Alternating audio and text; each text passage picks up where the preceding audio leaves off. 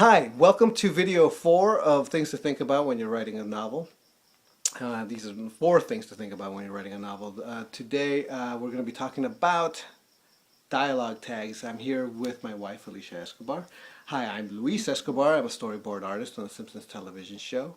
I've worked on the show for 20 years, and I've been editing my wife's third book out of the trilogy, which is of the Great Tower series. One of them, Tower's Alchemist. Tower's Alchemist, is number 1, and number 2 is Dark Rift, and number 3 is Circadian Circle, which I'm halfway through. And yeah, so we're going to be talking about dialogue tags today. And what do I mean by dialogue tags? Basically, he said, she said after a character speaks. Yeah, I personally don't like them. And I just kind of became aware of them and the way that they work without them after I listened to author Michael Stackpole, who used to be a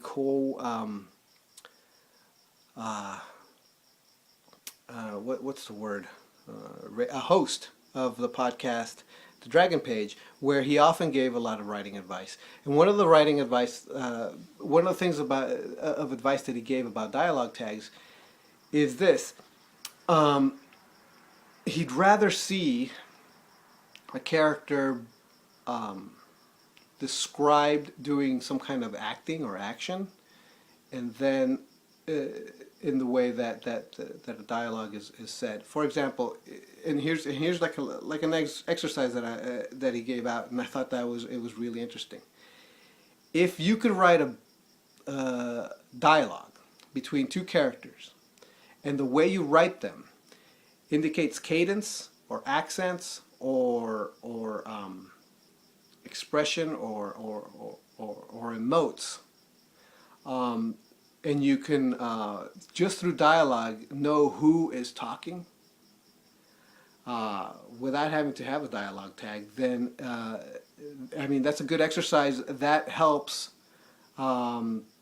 make dialogue flow and feel a little bit more natural, right? But it's just an exercise that in and of itself. Another exercise he said was, what if you were sitting, say, across the room in an office, and you were looking at two people having a conversation between a wall of glass, like here's a wall of glass and another wall of glass. You couldn't hear what they were actually saying at all. But you can tell exactly what everybody was saying and how they were saying it just by the acting and the body language. So if somebody was mad or angry or upset, just through the description of their body language in and of itself, you can tell what the conversation might be about, what it's possibly about, what they're actually talking about, what the conversation might be about. So if you're that good of a description, if you have that much description in the character's body language, then a bit of dialogue might very well be clear, at least in an emotional level. So that's what so when I look and I read through Alesha's book and the manuscripts, I try to find places where you can get rid of the dialogue tags. But here's the thing, she doesn't agree with me. So I don't agree with you, Luis. And I'm going to tell you why. Okay, first of all, when you have more than 2 people speaking in a scene, you're going to have to use tags at some point just to indicate who is speaking. Or if someone who has spoken before has stopped speaking and letting others speak, and then they rejoin the conversation, I think that's acceptable. It's still kind of, I guess you would say, standard to have dialogue tags. But I do partially agree with you in the sense that it's not always needed, like just straight down the line. And I think that's what you're trying to say. And there can be times where you would just use body language or description to communicate to the reader who's speaking and maybe even how they're speaking, indicating their tone. But, I still use he said, she said, and I think it's fine. I think Yeah, it's fine. I again, I would much rather read a book that doesn't. I've become hyper aware of it. I just think the prose works better and it feels better somehow. Um, I wish I had it on. I wish I had the book with me, but it's upstairs with the baby, and I don't want to wake him up. It's a book called Demon. I guess the author's last name is Suarez. I forgot his first name, but I'll link to it on below. But yeah, it's his first novel, and the book is like this big monstrous book like that. And there are scenes where there's a room full in a meeting, and people are talking back and forth, and there's 6, 7 characters and having a discussion, and throughout the entire book, if you look through the entire book, he never once uses any dialogue tags in the entire book, and everybody that has some kind of dialogue, it is clear who is speaking. And I thought, wow, see, it can be done. Like and it really, you don't notice it. You just don't notice that he didn't use any dialogue tags. So, I mean, after I read that, I'm like, see, it's possible. It's possible. It totally works.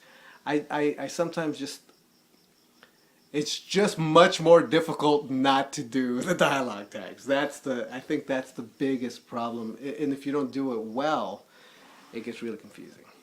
So, I don't know. I mean, that's what, I think if someone can write without using dialogue tags, then go for it. Well, let's see in the Towers Alchemist a section where dialogue tags weren't used and how it would work.